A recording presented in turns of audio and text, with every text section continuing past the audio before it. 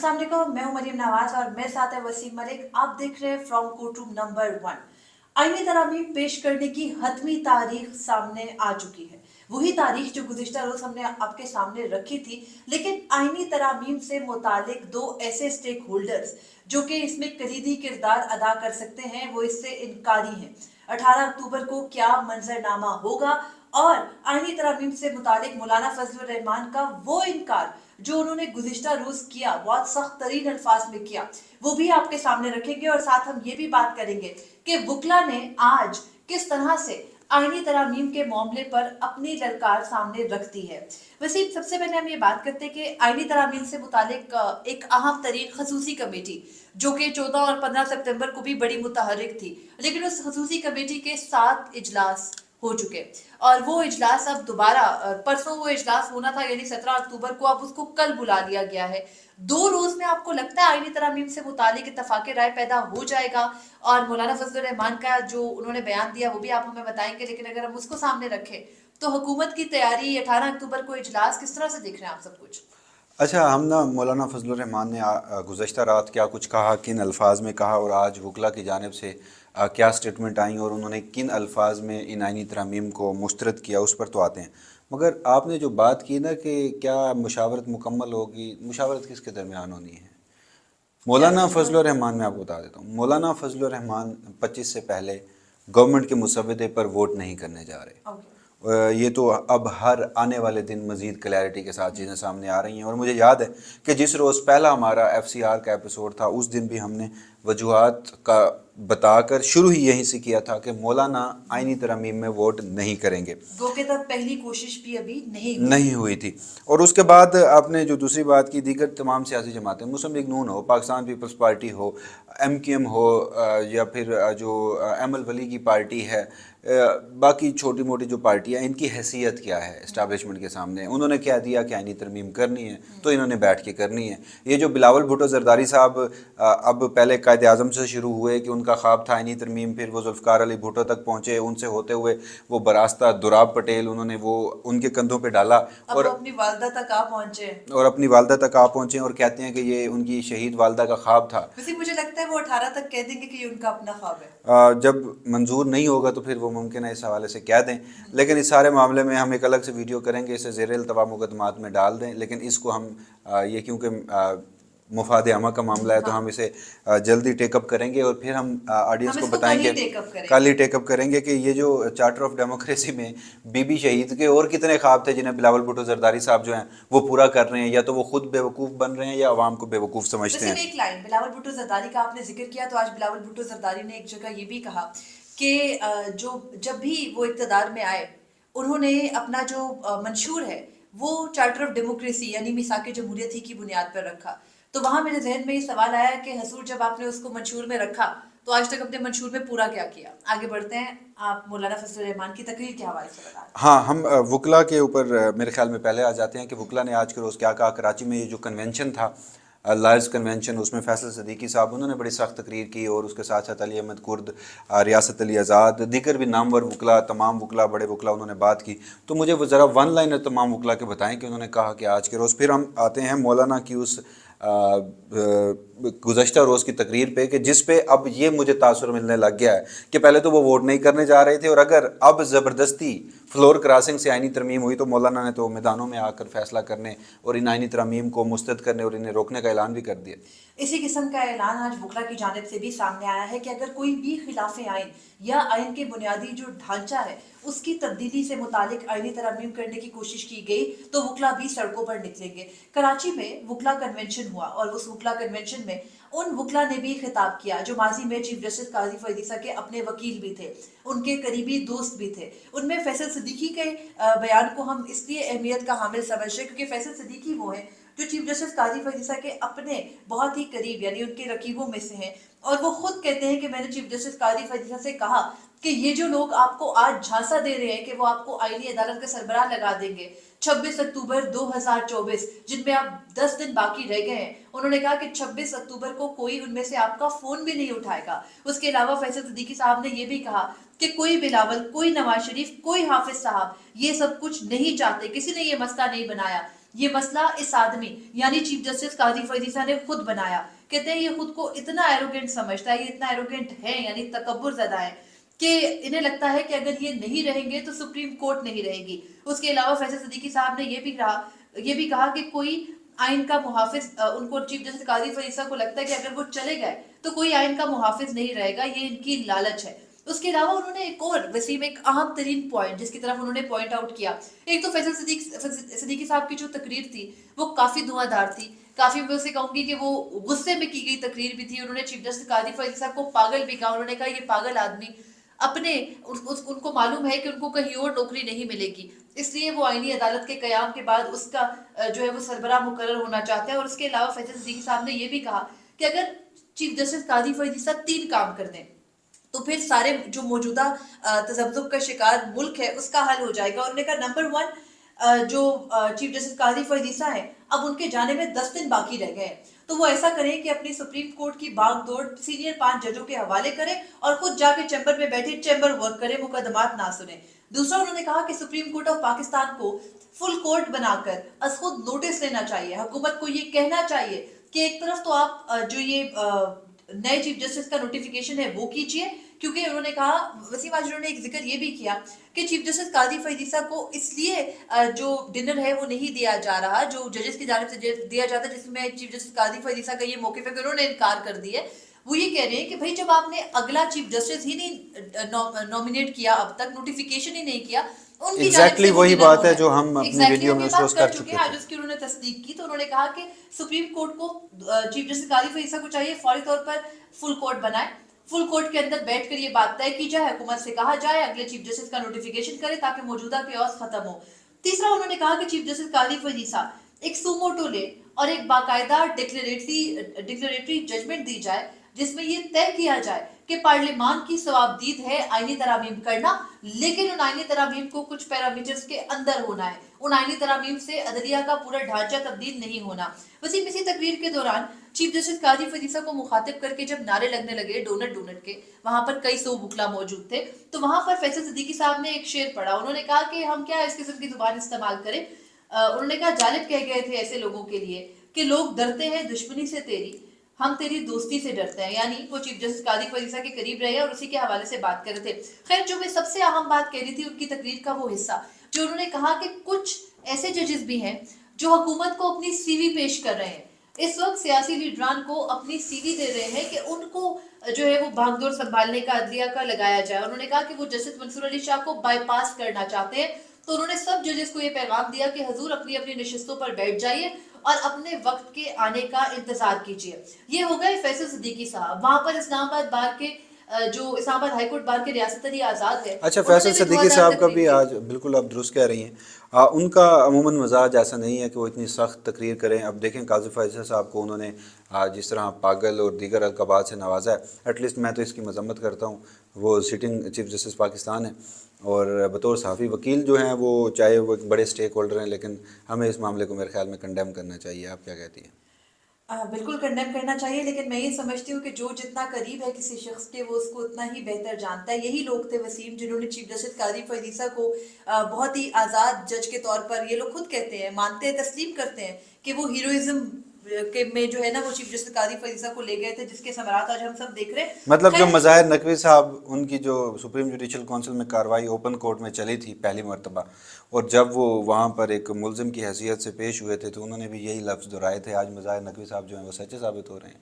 आप कह सकते हैं कि जो लफ्ज़ मज़ाहिर नकवी ने दिसंबर में कहे थे आज वो शायद पूरा पाकिस्तान कह रहा है। साबिका अटॉर्नी जनरल हैं, साबिक अटॉर्नी जनरल हैं गालिबन, जो इमरान खान के जब काजी फरीद ईसा साहब के खिलाफ रेफरेंस था, खालिद जवेद साहब से पहले के जो अटॉर्नी जनरल, मुझे उनका नाम अनवर मंसूर साहब, उन्होंने भी गालिबन को इसी तरह का एक स्टेटमेंट जमा करवाया था अटॉर्नी जनरल के बिहाफ पे। ये काफी पहले की बात है कि काजी फरीद ईसा साहब का ज़हनी मुआयना होना चाहिए। उन्होंने वो टेम्परामेंट के हवाले से कहा था और तब कहा था जब उनके खिलाफ रेफरेंस आया था। खैर जातियात पर नहीं जाते, वसीम आगे बढ़ते हैं। दीगर वकला ने भी खिताब किया। अहमद अली कुर्द जो एक बहुत ही तवाना आवाज समझे जाते हैं और वो हमेशा से लेफ्ट की साइड पर रहे, आज उन्होंने भी बलूचिस्तान के तमाम जजेस को डिसोन कर दिया। वसीम उन्होंने कहा कि चाहे वो इफ्तिखार चौधरी हो, चाहे वो काजी फरीद ईसा हो, चाहे वो जमाल मंदोखेल हो या नईम अख्तर अफगान, मैं इनको जज ही नहीं मानता। یہ بہت بڑی اسٹیٹمنٹ ہے. آلریڈی ہم دیکھ رہے ہیں بلوچستان سے کس قسم کے احمد بیانات آ علی رہے ہیں. کرد صاحب اس سے پہلے بھی ہم نے دیکھا کہ وہ متعدد بیانات بھی دے چکے ہیں.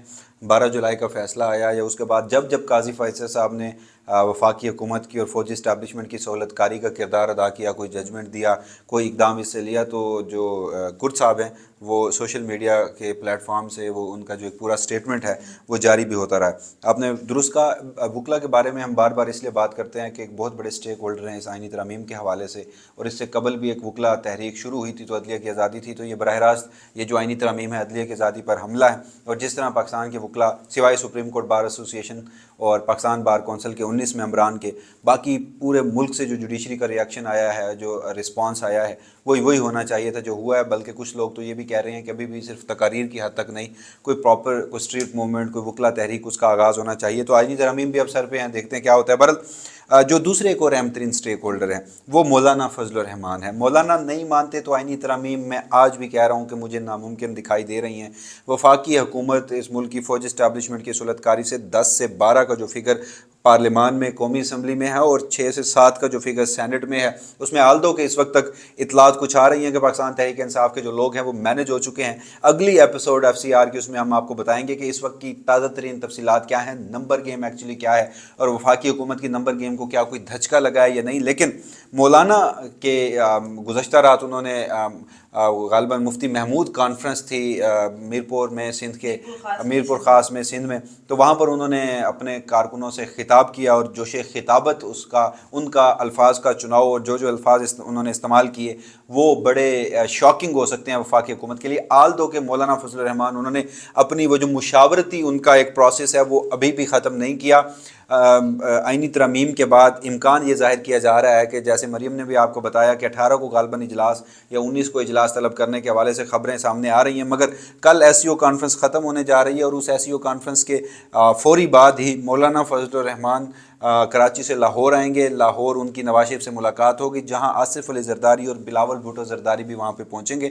تو ملاقاتیں ہوں گی, مولانا کو رام کرنے کی کوشش کی جائے گی. لیکن گزشتہ رات مولانا نے ایک عوامی اجتماع سے خطاب میں جو کچھ کہہ دیا, میرے خیال میں اب تو ان کا پیچھے ہٹنا اگر کوئی 1-2% چانسز تھے بھی تو اس میں نہیں ہو سکتے. آلدو کہ میں یہ بات تسلیم کرتا ہوں کہ ہمارے جو سیاسی لیڈران ہیں وہ جب پبلک سٹیٹمنٹ دیتے ہیں, جب کارکنوں سے خطاب کرتے ہیں, تو اس وقت ان کے اندر کا جو ایک ایکچوئل لیڈر ہوتا ہے وہ جاگا ہوتا ہے, اور وہ عوام سے جب مخاطب ہوتے ہیں تو تھوڑا پرجوش بھی ہوتے ہیں, تھوڑا غصے میں بھی ہوتے ہیں. پالیٹکس کے ڈائنامکس ہمارے ایسے ہیں, مگر جب وہ اس طرح کی مشاورتی یا پولیٹیکل پروسیس کا حصہ بنتے ہیں تو اس میں وہ کافی گیو اینڈ ٹیک کے معاملات ہیں وہ بھی کر لیتے ہیں. مولانا کی جو تقریر ہے اس کے جو چند اور اہم چیدہ نکات ہیں وہ میں آپ کے سامنے رکھ دیتا ہوں. مولانا فضل الرحمان کا کہنا تھا کہ ہمارے بزرگوں نے اس متفقہ آئین پر دستخط کیے, یہ آئین ہمارے پاس ہمارے اسلاف کی امانت ہے, اس آئین میں کوئی خیانت کرے گا تو پھر ہم میدان میں رہیں گے, میدان میں اتریں گے. پھر انہوں نے کہا کہ میرے دوستو, جس طرح سے ختم نبوت کے مسئلے میں ہم نے سپریم کورٹ سے دوبارہ فیصلہ لیا, اسی طرح سے آئینی ترامیم نے بھی ہم نے اپنے ہاتھ میں لے لیا ہے یہ معاملہ. اب ہمارے مسودے پر قانون سازی ہوگی, اپنے مسودے کے علاوہ ہم آئین سازی کی اجازت نہیں دے سکتے اور نہ ہی دیں گے. پھر مولانا نے کہا کہ اسمبلی میں ایک آئینی ترمیم لائی گئی, میں نے پارلیمنٹ میں ایک تقریر کی, ترمیم کے کچھ اصول بھی دیے, اگلے دن سب میرے گھر پہ آ گئے کہ آپ آئینی ترمیم کے لیے ووٹ دیں. میں نے کہا کہ کس چیز کو ووٹ دوں, آئینی ترمیم کا مسودہ کسی کے پاس نہیں تھا. ایسی دنیا آپ نے کہیں نہیں دیکھی ہوگی کہ جن کے پاس سرے سے مسودہ ہی نہیں تھا وہ ووٹ مانگنے پھر رہے تھے. آخر ہم نے دباؤ ڈالا تو آدھی رات کو کالی تھیلی میں کالا مسودہ ہمارے پاس پہنچ گیا. ہم نے اس مسودے کو لفافے سے نکال کر اس کا مطالعہ کیا تو وہ آئین پاکستان کو تباہ کر رہا تھا, وہ بنیادی انسانی حقوق کا خاتمہ کر رہا تھا, پاکستان کے عوام کے بنیادی حقوق کی اس میں نفی ہو رہی تھی, اس میں عدالتوں کی تباہی تھی, اس میں فوج کی تباہی تھی, اس میں انصاف کی تباہی تھی, اس میں عوام کی تباہی تھی. مولانا پھر کہتے ہیں کہ اگلے روز ہم نے بڑی صراحت کے ساتھ کہا کہ ہم اس پورے مسودے کو ڈنکے کی چوٹ پر مسترد کرتے ہیں, ہم اس پر ووٹ نہیں کریں گے, آپ اس کو پاس کر کے دکھاؤ. الحمدللہ وہ اسے پاس نہیں کروا سکے. مولانا نے وہاں پھر انہوں نے ایک سوال بھی کیا, انہوں نے کہا کہ پھر میدان میں لڑو گے یا نہیں, جس کے بعد ہم نے دیکھا کہ وہ جو ویژولز وہاں سے آ رہے ہیں تو جو وہاں پر کارکنان تھے جمعیت کے, وہاں پنڈال سے آواز آئی کہ ایوان نہیں میدان. جس کے بعد مولانا نے کہا کہ اسٹیبلشمنٹ نے الیکشن میں دھاندلی کی, پھر کہتے ہیں کہ ہم آپ ہم پر دھاندلی کا الزام مت لگائیں، ہم نے کوئی دھاندلی نہیں کی۔ میں نے کہا کہ میں سیاست میں کالی داڑھی کے ساتھ داخل ہوا تھا اور آج پوری داڑھی سفید ہو گئی ہے۔ یہ سارے تماشے ہمیشہ سے میرے سامنے ہوتے رہے ہیں، آپ کے بغیر کوئی دوسرا دھاندلی کر ہی نہیں سکتا۔ یعنی مولانا فوجی اسٹیبلشمنٹ کو مخاطب کر کے کہہ رہے ہیں کہ آپ کے بغیر کوئی دوسرا دھاندلی کر ہی نہیں سکتا۔ پھر انہوں نے کہا کہ اس کی مہارت صرف آپ کے پاس ہے۔ آج اس طرح کی کٹ پتلی اسمبلیوں سے تم اپنے مفادات کی ترمیم حاصل کرتے ہو۔ فوجی اسٹیبلشمنٹ سے مخاطب تھے مولانا۔ پھر انہوں نے کہا کہ تم میرا آئین بگاڑتے ہو، قوم کی وحدت کی علامت کو ختم کرتے ہو۔ پاکستان کی وحدت کی اس علامت کا تحفظ کرنا ہم جانتے ہیں اور انشاءاللہ تحفظ کریں گے۔ آج کے اس جلسے میں ہاتھ اٹھا کر اللہ کو حاضر ناظر جان کر عہد و پیما کریں کہ اگر میرے آئین کے ساتھ تم نے کھلواڑ کیا تو یہ عوام اس میدان میں نہیں بیٹھے گی، سڑکوں پر نکل کر تمہیں ایوانوں سے گھسیٹ کر باہر لائے گی۔ مولانا نے آخر میں پھر کہا کہ آئین کی بنیاد جمہوریت پر رکھی گئی تھی، پاکستان میں آمریت نہیں ہوگی، اقتدار پر وہی لوگ بیٹھیں گے جن کو عوام ووٹ دیں گے۔ ہم آج بھی اس اصول پر قائم ہیں، اگر کوئی ووٹ کو چوری کرتا ہے، بکسے تبدیل کرتا ہے، لوگ ووٹ کسی اور کو ڈالتے ہیں تو نتیجہ کسی اور کے حق میں نکلتا ہے، تو ایسی چوری کی بھی ہم اجازت نہیں دے سکتے اور ایسی نام نہاد اسمبلیاں بھی ہمیں نہیں چاہیے۔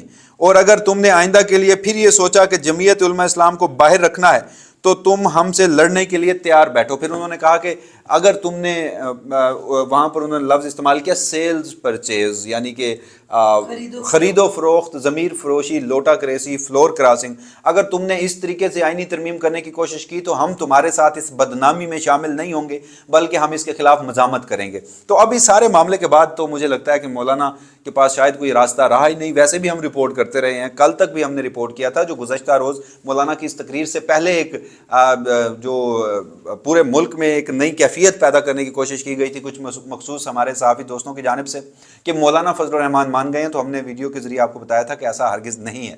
تو اب مولانا فضل الرحمان صرف ایک چیز پر اپنے تھوڑے سے موقف سے پیچھے ہٹے ہیں، وہ جو سپریم کورٹ میں آئینی تشریح کے لیے ایک آئینی بینچ کی تشکیل تھی، اس آئینی بینچ کی جو ساخت ہے اس سے مولانا تھوڑا سا پیچھے ہٹے ہیں کہ وہ سپریم کورٹ کے تمام ججز کی بجائے ان میں سپریم کورٹ کے چیف جسٹس کے ماتحت ہی ہائی کورٹ کے تمام چیف جسٹس صاحبان کو اس بینچ میں شامل کر لیا جائے۔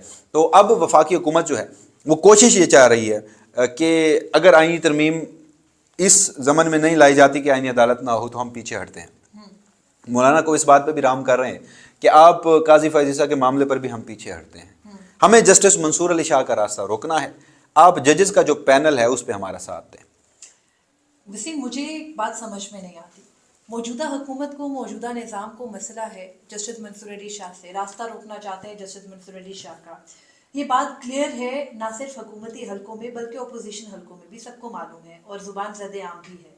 جسٹس منصور علی شاہ سے خوف کیا ہے؟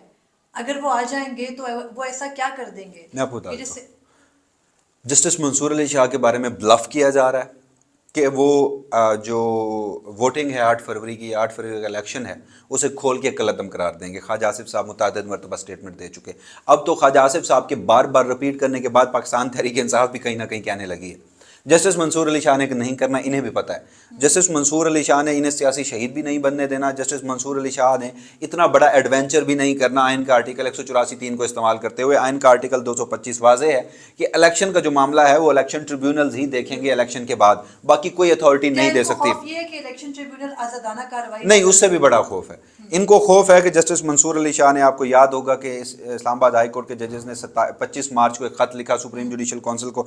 جسٹس منصور علی شاہ نے سب سے پہلے اس سارے معاملے پر چیف جسٹس قاضی فیض عیسیٰ کا ساتھ دے کر ایگزیکٹو سے ملاقات کی، وزیر اعظم سے ملاقات کی، اور انہوں نے کہا کہ ایک رکنی جو کمیشن ہے اس پر بھی انہوں نے حامی بھری۔